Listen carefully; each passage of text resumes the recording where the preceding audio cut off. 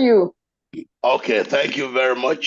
This is just another, this is actually the first day of the second week. So it's day 8 of our 2024 edition of the 40 days of prayer walk with Jesus at the first Igbo SDA Church, Mount Vernon. So already the aircraft has taken, we're wheels up, and we're so thrilled that you are on board. The captain is Captain Jesus, and our destination is the kingdom of God. Yeah, it's true Man, that we may fly through the wilderness of life, the wilderness of work, the wilderness of home, the wilderness of community, and all kinds of strife. But yet, the captain has already assured us that we have a smooth ride, that it does not matter what turbulence we have on the way. He has already walked through this wilderness before. He knows the way, and he will get us to the destination on this our spiritual pilgrimage. But this week, we're going to have a number of stopovers. Those stopovers are going to be stopovers actually at the doorstep of our young people. Doorsteps of our young people. Our young people today are so subjected to visible and invisible forces, even inside their own bedroom. Visible and invisible forces that follow them all around, whether it's in the classroom or on the road, in the bus stop, on the trains, wherever they are, young people are assailed. And sometimes the older generation does not really know. We really don't understand what these young people are facing. And we're trying to judge new wine with old skin. We are trying to filter all that's happening to our young people through the filters that our own fathers used, which have not changed from those filters that we brought with us from the village. I can tell you those filters are not very efficient because the particles that they are having to filter out are too small. They cannot be caught by the kind of big filters that we have. We actually need the filters that are attuned, and we can only be equipped by the Holy Spirit. So may God forgive us for a lot of the ignorance that we have manifested. Sometimes we have just gone on, we are repeating the same thing. It's like we are speaking one language, the children are speaking another language altogether. To our young people at the First Igbo SDA Church, Mount Vernon, regardless of your hurts, your pains, your disappointments in us as older people, this is an invitation for you and an opportunity for you to heal and to catch Holy Spirit fire so that it can burn out all the dross. It can burn out all the impurity. It can burn out all the hurt and the pains and the aches from your lives. And we can actually have, let's press the reset button. The reset button on our experiences, on our spiritual experiences. Let's start all over again. Yeah. Anybody who cannot learn, unlearn, and relearn in this 21st century is a real illiterate. Because there are so many things that we have learned, and somehow they are wrong. Not because they were bad, but because they are just not suited for the kind of situation that we are living in today. You may be using a kind, taking antiviral drugs for an infection, not knowing that the viruses have actually mutated. They have changed. They don't have the same kind of signatures as they used to have before. So the fact that you are using the same medication over and over again, and you are not getting the same results. You are using the same malaria drugs, and somehow they have become resistant to the drugs that you are using. That's why we need to change. Not because what we are doing was evil, but it's not effective.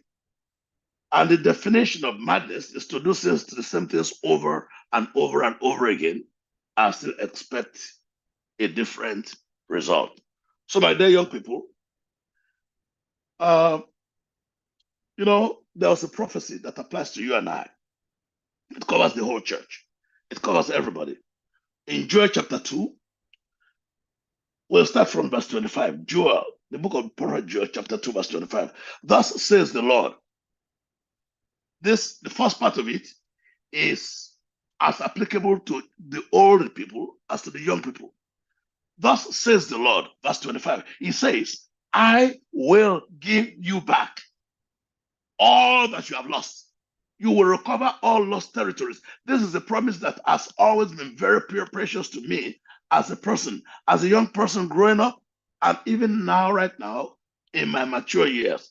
It says, all that you have lost to the swarming locust, the hopping locust, the streaming locust, the cutting locust, it was I, God, who sent those great destroying locusts, armies against you. Once again, you will have all the food that you want, and you will praise the Lord your God who does miracles for you. Never again, it says, will my people be disgraced. What God is promising you is that those areas where you have been subjugated, you will be upgraded. Where you have been disgraced, you will be honored. God is promising something that you and I need. God is pressing the reset button for you over those errors, over those mistakes, over those things which have made your life bitter, which have made your life unpleasant. God is saying, I'm going to give you an opportunity to redo. And I praise his holy name because I am not defined by my errors. I'm not defined by my mistake. I am not defined by my past. Rather, I am defined by his grace. I am defined by his mercy. Therefore, my young people, you don't have to lose hope. If those of us who have seen so many different years, so many different reigns, are not discouraged. If we were discouraged, most likely there will be no new generation because we would have given up before you were born. But now that we are here and we may have made mistakes as older people, some of the older people, the pride will not allow us to admit that we have made mistakes, because some older people think it's a sign of weakness to admit that they were wrong. For me, in all my years of life, I look back at what I've done, and I've seen a lot of things I could have done better. In all my years, I've seen areas that I could actually have avoided completely. So for me to come and stand before you and say I've always done everything right, that would be hypocrisy. That would be false because I know I haven't. And so if you have made mistakes in life, if you're currently on the path of making mistakes, the problem with America today, the problem with the modern world is that we are on the wrong path. Rather than turning back, we want to redefine the rules and regulations. You can't. You cannot redefine rules that you did not make. You did not make your body. So if you want to redefine the rules just to suit you so that you can feel good about yourself, well, it's okay, but don't blame God if you don't get the results that you want. Because the God that made your body knows what he made. The God that made the world in the beginning that said, let there be, and there was. Let us make, and man was made. That God, where he says, this is what I designed and this is how it should operate. But man wants to redefine simply because some guys are in politics, they're in power. And then by the time they go, all their policies and everything is swept into the dustbin by the people who come next after them. Why would you not trust God who is not up for any election? Why would you not trust God who does not have any successor? He has no predecessor and no successor. That's why, for me, it's just a question of common sense. When God says, I will restore to you all the years that the locusts have eaten, oh, yes, Father, please remake for me. I need a redo. And then that's what it says. Then after all those things, I will pour out my spirit on everybody. Your sons and your daughters will prophesy. Your old men will dream dreams. You see, it doesn't leave the young out, it doesn't leave the old out. And your young men will see visions. Today, you can be a visionary for God. God wants to give you a vision for the future. A vision means you can have insight into what is coming. You can have an understanding like it was given to Daniel. It's not just in the Bible, it is for you to know that indeed God is ready for you. When He made you, by the way, He did not make a mistake. When God fashioned you in your mother's womb, you are special. I said, well, every time a man and a woman meet together, there are more than 400 million sperms that are ejaculated. And out of the 400 million sperms, only a few make it to the egg. And out of all the ones that make it to the egg, only one is fertilized. And that one happens to be you. That happens to be me. Why would God make a mistake? God intended for you to make it. You are not a mistake. It does not matter what anybody has said. The people that did not make you cannot define you, and they cannot undo you. That's why, as a young person, I've made mistakes before, and somebody looked at me and said, you're not good. You can't do it. You can't make it in life. You cannot do anything. I looked at them. Thank God I understood from an early age that even my teachers were not my maker. Even the elders of the church were not my maker. Even the government is not my maker. My maker is God, the creator of the heavens and the earth. It's only what He says about me that is valid, not what anybody says, simply because they have a mouth and they can speak whatever they want to speak with that mouth. I am not responsible for what people say with their mouth. I'm only responsible for what I say. So whoever says you are no good, that they have said. But you need to now let God prove to them that you are good. The persons, every place where you have been relegated, in the name of the Lord Jesus, as He lives, you will be celebrated in Jesus' name. Amen. That is your portion. That is His desire for you. That is His plan for you.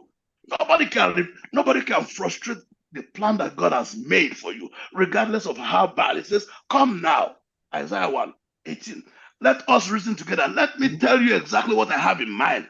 It does not matter how bad your sins are, young man, young woman. It does not matter who says you are an accident. Maybe you are borrowed. Maybe you should have been aborted. Maybe you were bought. Maybe people say all kinds of rubbish. They vomit stuff with their mouth that they don't know. They are speaking out of the abundance of their ignorance. Oh, the teacher that looked at me and said, I cannot become anything in life because I made some unwise decisions as a young man. The teacher that looked at me, and said, because I wasn't going to class, I was feeling completely demotivated. I didn't see, somehow, I don't know exactly, I'm what you would call a late starter in life. I looked at this market, this cannot amount to much. By the way, eventually, as a minister, when I now became a minister, I became an administrator. I was the one that buried him as a pastor. And he was glad because I was there for him when he became old. Amen. I was there to take care of him, but he had thought that I was up to no good. And he looked at me and said, Pastor, I said something about, I didn't know he remembered. He said, I looked at you long years ago and I thought you were no good. I'm glad today that I am wrong. That is the sign of maturity. That's why I can look at you, young man. I can look at you, young woman, and I can tell you it does not matter what anybody has said about you. they are wrong. Because God himself said, Amen. he said, he will restore to you all the years that the locusts have eaten. Every mistake, every error that you have made, God has already pressed the reset button. That's why you should not let nobody define, let nobody discourage, let nobody intimidate, let nobody harass you, let nobody bully you to give up on God, because that is the voice of the enemy. When the enemy attacked Job and could not make anything, he now began to accuse Job.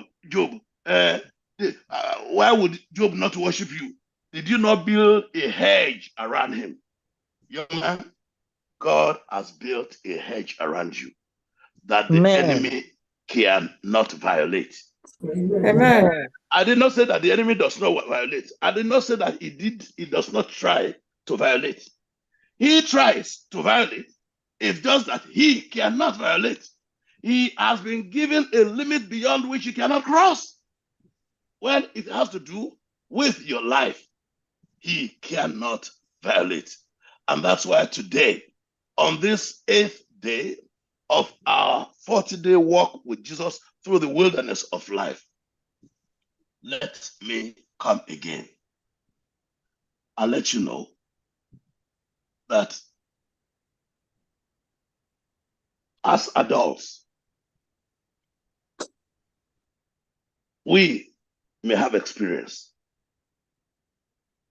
But if I have 40 years of experience of doing the wrong thing, what worth is my experience in programming the future for those who are coming behind? The DBS and the Babalawos who are in the village, they have experience, sometimes treating with the little knowledge that they know. But here comes the surgeon who is younger, who was maybe even a grandson to the Dibia, to the Babalawo in the village. And with his knowledge, scientific expertise, with his laboratory findings, that he can look, the x-rays, that he can look to see what is actually happening inside. And he can take out the tumor. He can take out the infection. He can block the blood clot, take it out.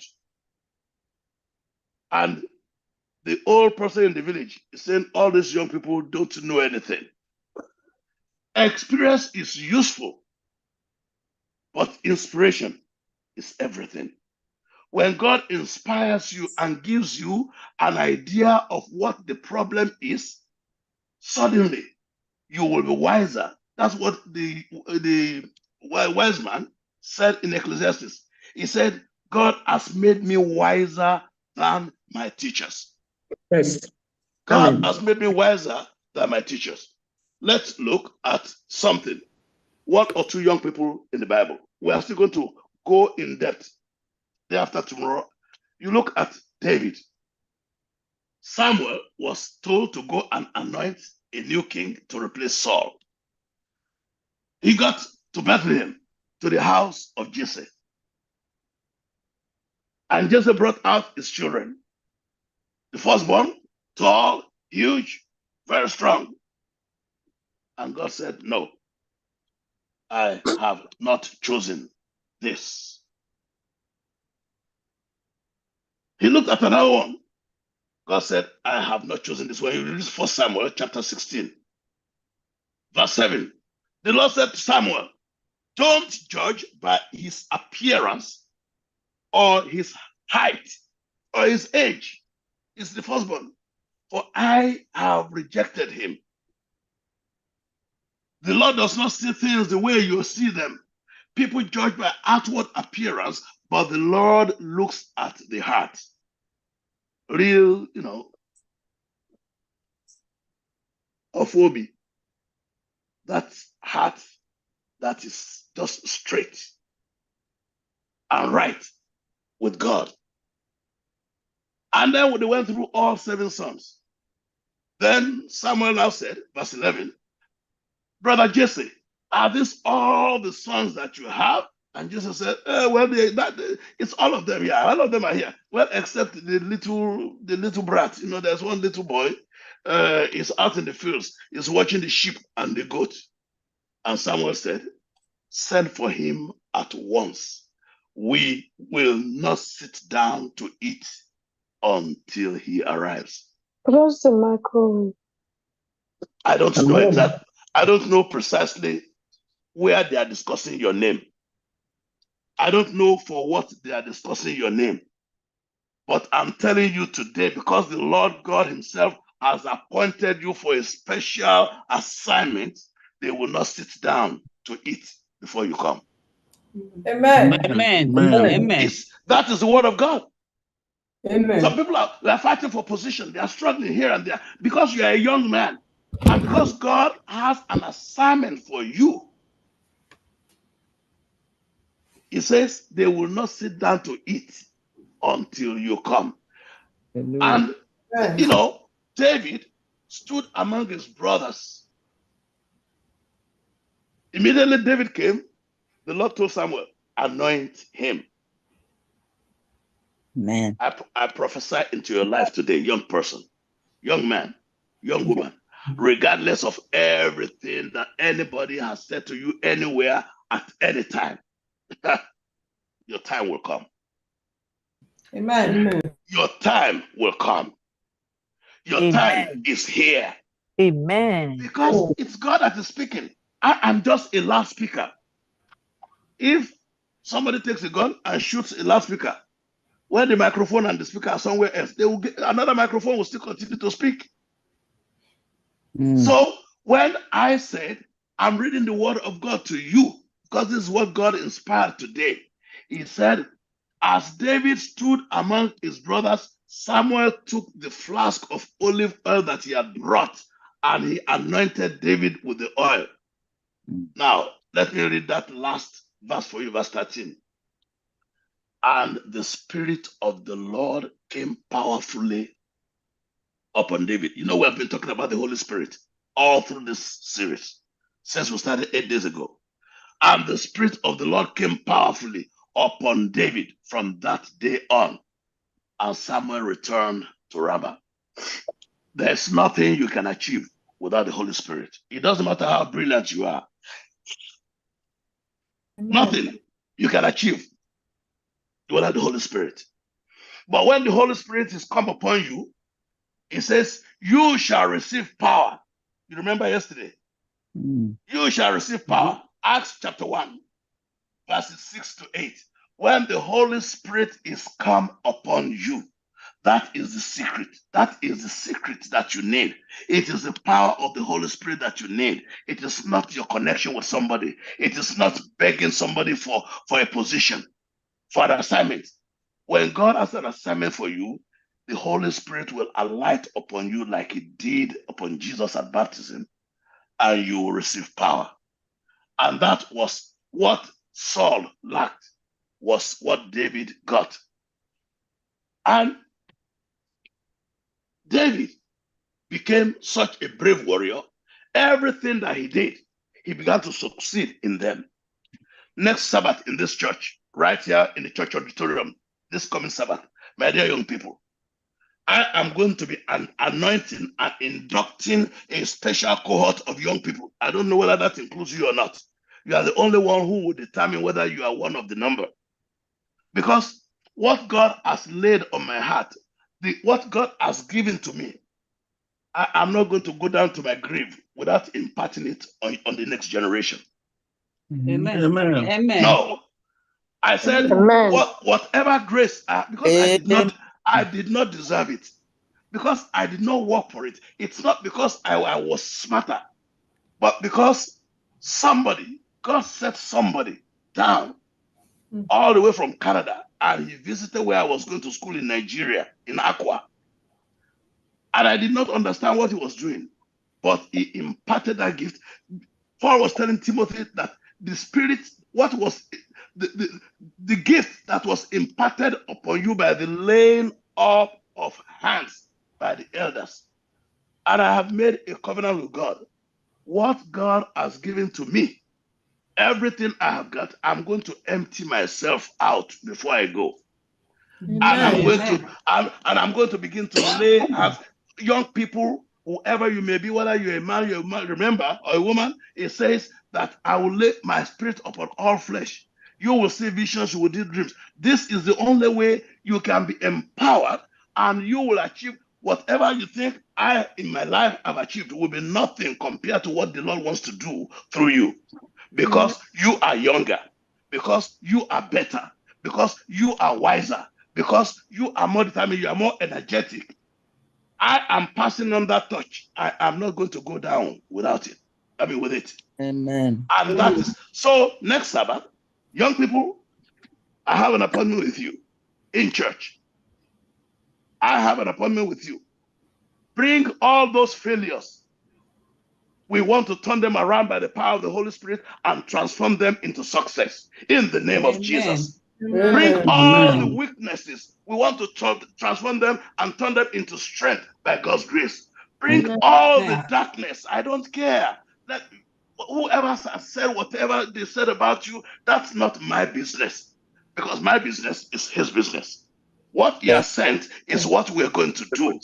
So that you yourself, you will go forth and you will be his disciples in Jerusalem, in Judea, in all of Samaria, and to the uttermost parts of the world.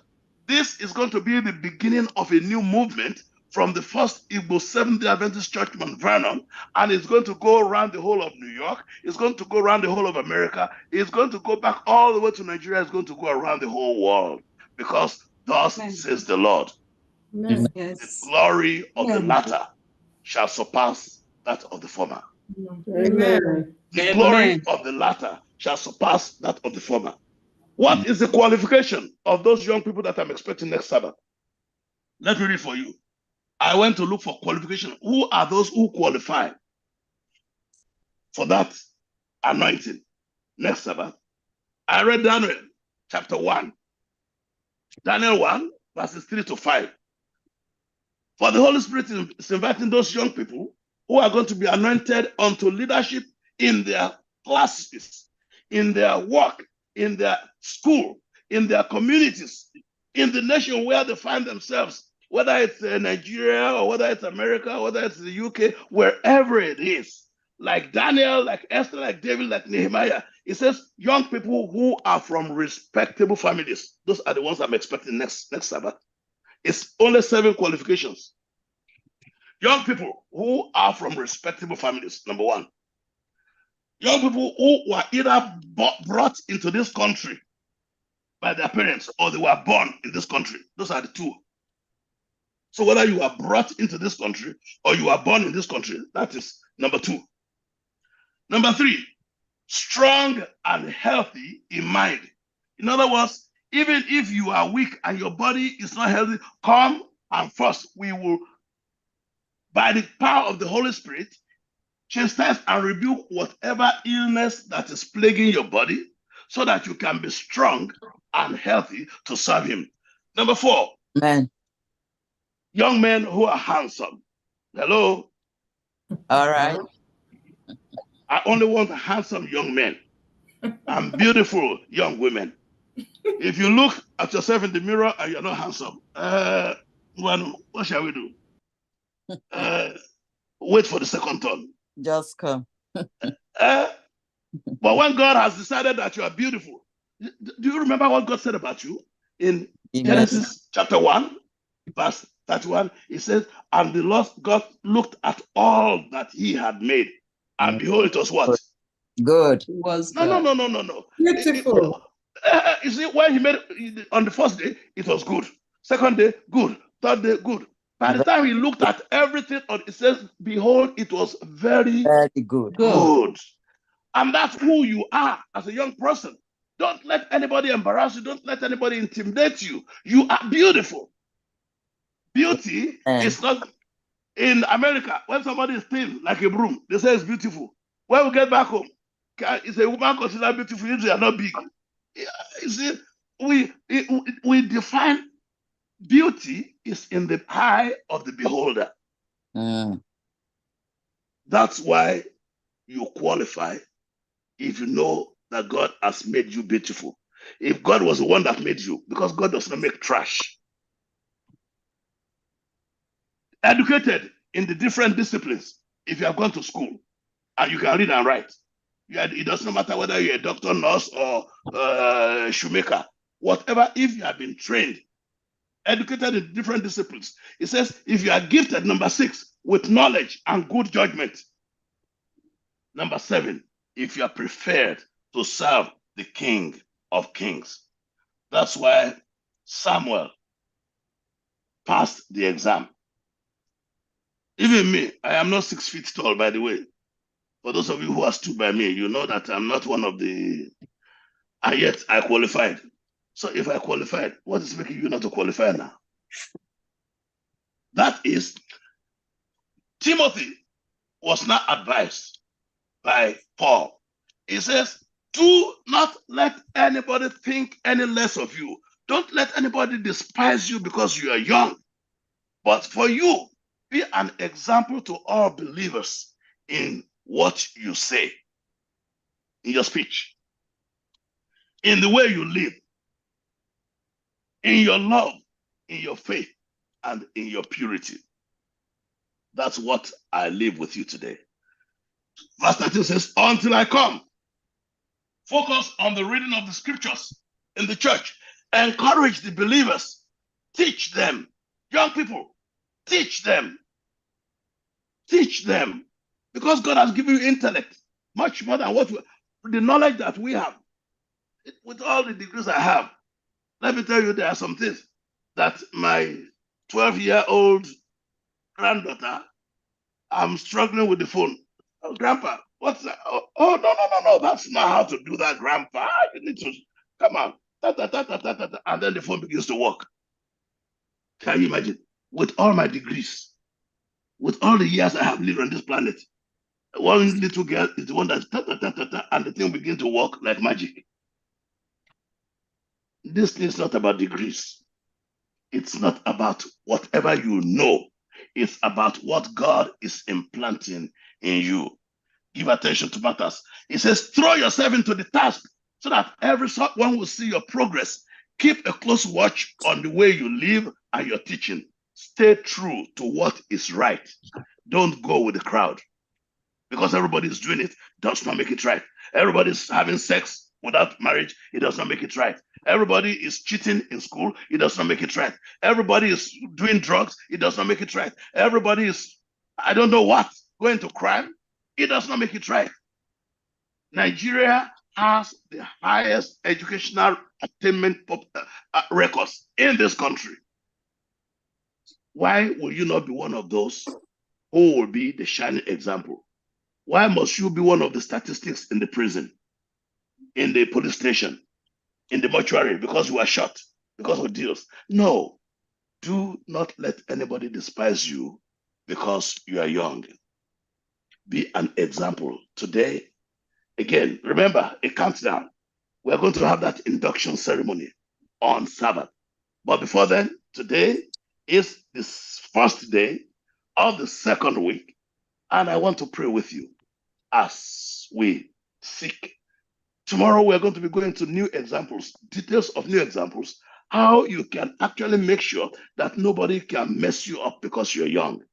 Your youth is actually a capital, an asset that you cannot afford to waste, because God can do great and many wonderful things through you. Heavenly Father, I want to thank you, Lord, for your children, your sons and daughters today. Thank you, Lord, because you have an appointment to make them great. And because, Lord, they are going to be there. They are not, you are the one that qualified them. You made them special. It does not matter what anybody has said to them, has said about them. Those don't matter, because what you say is actually the final word. So, Father, today, I pray that your grace will multiply, your grace will abound, your grace will abide, and that your children, Lord, today, every family that is hearing my voice today, the grace of the Lord will find you, will come into your home. The grace of the Lord will shatter all the darkness, every yoke of oppression in your homes. God himself will come in and sup with you. He will rejoice you. He will give you grace to supply in time of need. You will not regret. You will not repine. You will not Amen. fall, you will not falter. Amen. God Himself Amen. will lift you up, and so shall it be. I raise up a hand of benediction upon you right now. May the Lord bless you, keep Amen. you, Amen. and keep you from falling, and Amen. just give you all that you need. Amen. Supply your needs according to His riches in glory.